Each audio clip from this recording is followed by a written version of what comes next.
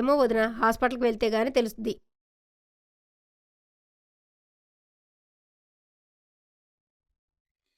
శారదా, వస్తున్నానండి వదిన, సాయంత్రం వస్తాను, తప్పకుండా వెళ్దాం. ఏవండి, పాపను స్కూల్కి తీసుకెళ్తున్నారా? సాయంత్రం నాకు లేట్ అవుతుంది. ఆఫీస్లో వేరే మీటింగ్ ఉంది. పాపను నువ్వు తీసుకొచ్చేసి. పక్కింటి వదిన గారికి హెల్త్ బాగాలేదంటండి, తోడు రమ్మంది. వస్తానని మాటిచ్చానండి. అవునా? సరే, అయితే నువ్వు ఆ పని చూసుకో. నేను ఆటో బుక్ చేసి పంపిస్తా. పదమ్మా. అమ్మా బాయ్. బాయ్.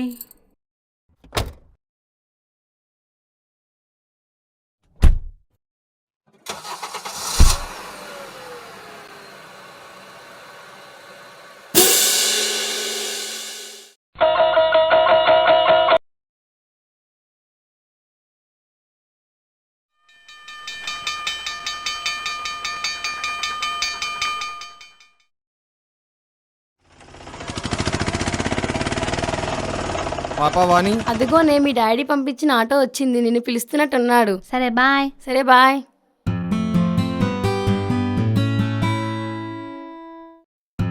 డాడీ పంపించింది మిమ్మల్నేనా? అవునమ్మా, రా కూర్చో.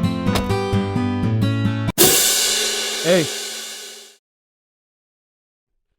చూడమ్మా, ఈ ఆటో వాడు నీకు తెలుసా? తెలీదు, కానీ నాన్నకు ఆఫీస్లో పని ఉందంట, అందుకే ఆటో పంపిస్తా అన్నారు.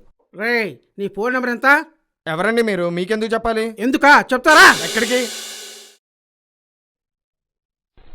పద.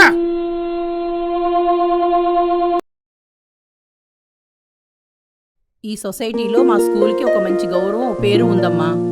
సమయానికి అనుకోకుండా పోలీస్ ఆయన రాబట్టి సరిపోయింది. ఎప్పటి నుంచో నిఘా పెట్టాం ఈ కిడ్నాపర్ కోసం.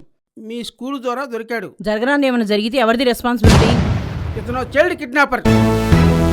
ముఖ్యంగా ఆడపిల్లని కిడ్నాప్ చేసి వాళ్ళ తల్లిదండ్రుల దగ్గర డబ్బు డిమాండింగ్ చేస్తుంటాడు. వీడిని బయట ఆటో దగ్గర చూశాను, రెడ్ హ్యాండర్గా పట్టుకున్నా. ఆయన తల్లిదండ్రులు పిల్లల విషయంలో అంత నిర్లక్ష్యం ఉండకూడదు. సారీ మేడం, ఆటో పంపించాల్సిన సంగతే మర్చిపోయాను. చూడు వాణి, మీ అమ్మా నాన్న రావట్లేదని చెప్పి నాకు ఇన్ఫార్మ్ చేస్తే నేనే ఏర్పాటు చేసి నేను పంపించేదాన్ని కదా. ఇంకెప్పుడు అలా చేయకు. Okay ma'am. మా పాపను కిడ్నాపర్ నుంచి కాపాడినందుకు చాలా థ్యాంక్స్ సార్. పర్వాలేదమ్మా, అది మా డ్యూటీ. ముఖ్యంగాను బయటికి వెళ్ళిన పిల్లల్ని కాపాడవలసిన బాధ్యత ముఖ్యంగా తల్లిదండ్రులు. తస్మాత్ జాగ్రత్త పిల్లల విషయం.